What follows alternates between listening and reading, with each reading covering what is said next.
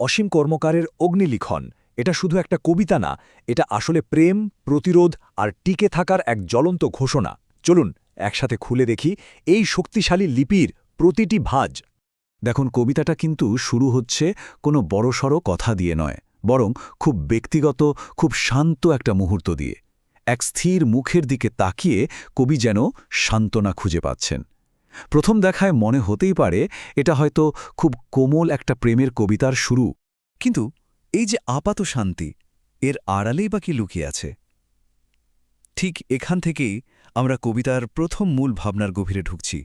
একটা শান্ত আবরণের নিচে চাপা পড়ে থাকা তীব্র এক অস্থিরতা।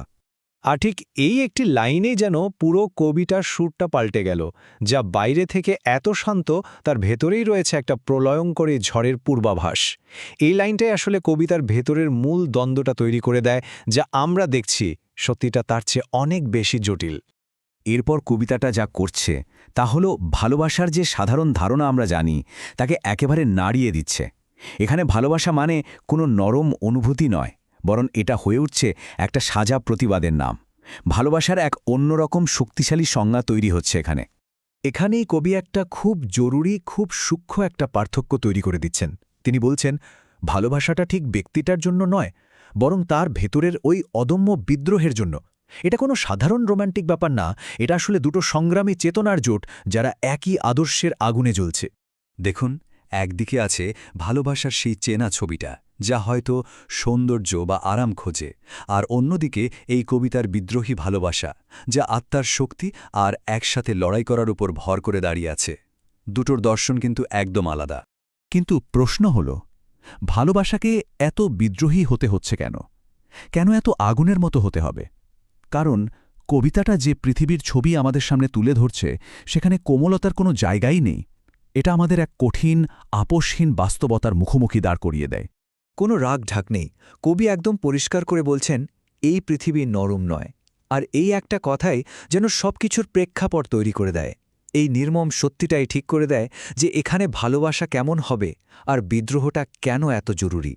তাহলে ভাবার বিষয় হল যে পৃথিবীটাই নরম নয়, সেখানে ভালোবাসা কি আর নরম থাকতে পারে, ফুলের মতো ফুটতে পারে, নাকি তাকেও টিকে থাকার জন্য অন্য কোনো রূপ নিতে হয়?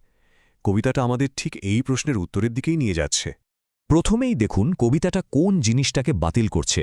ভালোবাসা মানেই ফুল, এই যে একটা চেনা ছবি, কবি বলছেন না, এই রুক্ষ পৃথিবীতে অমন নরম জিনিসের টিকে থাকা প্রায় অসম্ভব।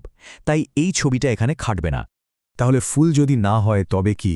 ভালোবাসা এখানে হয়ে উঠছে আগুনের এক লেলিহান শিখা। একবার ভাবুন তো, আগুন কি করে? সে নিজে জ্বলে, নিজেকে পোড়ায়, কিন্তু চারপাশকে আলো দেয়। এ কঠিন পৃথিবীতে ভালোবাসার এটাই আসল রূপ, যা নিজেকে পুড়িয়ে অন্যকে পথ দেখায়। আর কবিতার এই লাইনগুলো তো সেই কথাটাই সরাসরি বলছে। এই ভালোবাসা আসলে আত্মত্যাগের কথা বলে, নিজেকে শেষ করে দিয়ে চারপাশের জন্য আলো তৈরির কথা বলে। এটা কোমলতার চেয়ে অনেক বেশি শক্তিশালী একটা সংকল্প। তো ভালোবাসা হলো বিদ্রোহী, পৃথিবীটা কঠিন। তাহলে এই পরিস্থিতিতে টিকে থাকতে গেলে আর কি দরকার? দরকার হলো একটা দায়িত্ববোধের, একটা হার না মানার মানসিকতার। কবিতার এই অংশটা সেই দায়িত্বের কথাই বলে। এখানে বার্তাটা একদম সোজা, ভেঙে পড়া যাবে না, দুর্বল হওয়ার কোনো সুযোগই নেই। কারণ কবি বলছেন, নিজের সত্তাকে ক্ষয় হতে দেওয়া মানেই হলো পরাজয় মেনে নেওয়া। তাই লড়াই চালিয়ে যাওয়া ছাড়া আর কোনো পথ নেই।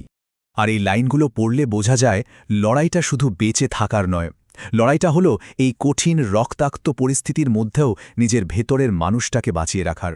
আর এটাই হয়তো সবচেয়ে বড় দায়িত্ব আর সবচেয়ে কঠিন চ্যালেঞ্জ। তাহলে এই যে এত বড় লড়াই, এর শেষ হাতিয়ারটা কি? ভালোবাসা, দায়িত্ববোধ। আর তারপরে কবিতা আমাদের নিয়ে যাচ্ছে তার চূড়ান্ত সমাধানের দিকে। আর সেটা হলো খোদ কবিতা, শিল্প নিজেই।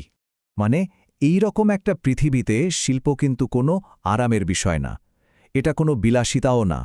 কবির কাছে এটা বেঁচে থাকার জন্য একটা জরুরি, অপরিহার্য জিনিস, একেবারে শেষ আশ্রয়। দেখুন যুক্তিটা কিভাবে এগোচ্ছে। প্রথমত আমরা জানি বাস্তবতা খুব কঠিন। দ্বিতীয়ত কথা বলার অন্য কোনো ভাষা হয়তো আর কাজ করছে না। কিন্তু লেখার যে দায়িত্ব, সেটা তো শেষ হয়ে যায় না। আর ঠিক তখনই কবিতা হয়ে ওঠে অস্তিত্বের একটা ঘোষণা। আর সবশেষে কবিতাটা আমাদের এই দুটো লাইনের কাছে এনে দাঁড় করায়। এখানে কবিতা আর শুধু শব্দ নয়, এটা হয়ে উঠছে এক অগ্নিলিখন, আগুন দিয়ে লেখা এমন এক ঘোষণা, যা আসলে বলছে, আমরা বেঁচে আছি। কবিতাটা তো শেষ হলো, কিন্তু আমাদের জন্য একটা গভীর প্রশ্ন রেখে গেল। যখন আর কোনো পথ খোলা থাকে না, যখন সব শব্দ ফুরিয়ে যায়, তখন আমাদের প্রত্যেকের নিজের অগ্নিলিখন কোনটা হয়ে ওঠে? কিসের জোরে আমরা আমাদের অস্তিত্বকে ঘোষণা করি? এটা কিন্তু ভাবার মতো একটা প্রশ্ন।